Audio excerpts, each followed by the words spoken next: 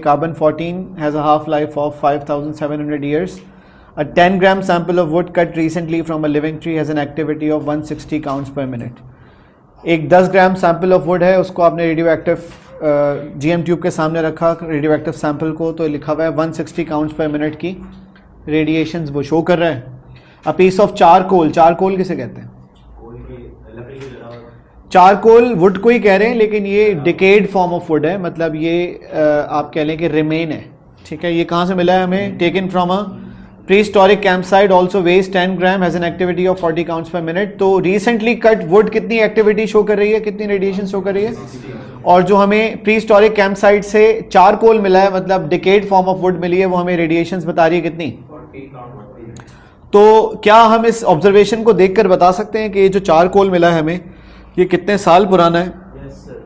Initial activity अगर हमारे पास इसकी हम देखें तो ये है 160 काउंट्स पर मिनट. ये किसकी है? ये रिसेंटली कट वुड की है, 10 ग्राम सैंपल. और जो हमें प्री हिस्टोरिक कैंप साइट से मिला उसकी कितनी है? 160 को 40 होने में कितनी हाफ लाइफ्स इलैप्स करेगा वो? आफ्टर फर्स्ट हाफ लाइफ ये हो जाएगी 80, हाफ हो जाएगी, और आफ्टर सेकेंड हाफ लाइफ ये हो जाएगी 40 काउंट्स पर मिनट. और इससे हमें पता चल रहा है कि ये जो प्री हिस्टोरिक कैंप साइट से चारकोल मिला है, ये 2 हाफ लाइफ्स गुजार चुका है. तो इसका मतलब है कि इसकी एज कितनी होगी?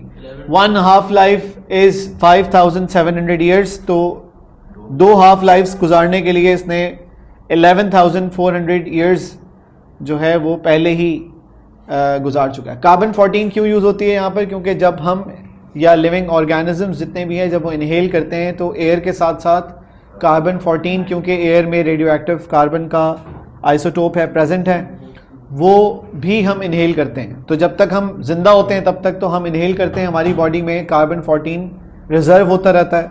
लेकिन जब आप मरते हैं, जब जैसे यहाँ पर लिखा हुआ है वुड कट या फिर प्री हिस्टोरिक कैंप साइट से जो वुड मिली है, उसकी कार्बन 14 की इनटेक क्या हो चुकी है?